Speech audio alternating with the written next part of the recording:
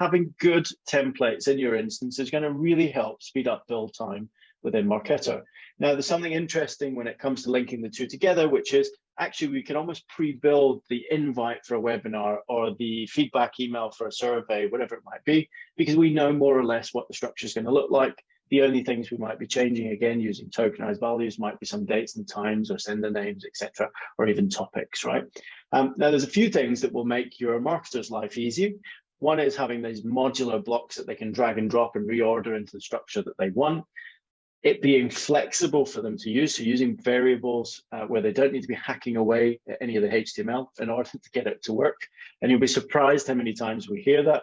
Of course, we want it to be ready for every device, including dark mode, because that's now really important. And then importantly, we want to integrate UTMs. Now, UTMs, Universal Tracking Metrics, I think I can't remember ever the full name, but these are UTM tracking links that you can apply to a URL, which will allow you to track the success of the click-through of your campaign, so the origin of the campaign type.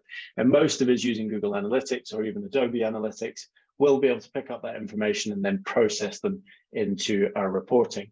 Now, why is that really important? Because actually, if you want to start tracking success, even from your downloads that you're building and distributing through Marketo, we want to be using UTMs to say, okay, we promoted that webinar through 5 different channels, but we got most of the signups through social media, so through LinkedIn, for example. You can start to do that by building in those UTMs. There's kind of multiple parts to that, and I'm drifting into the topic of attribution, but ultimately getting the data back into Marketo, getting it back into your analytics tools is important, and doing it in an automated fashion, right? So your email templates in Marketo can have this built in by default, so you don't have to worry about it. Again, we use often program name, the token, for the campaign name that we then pass into the analytics platform.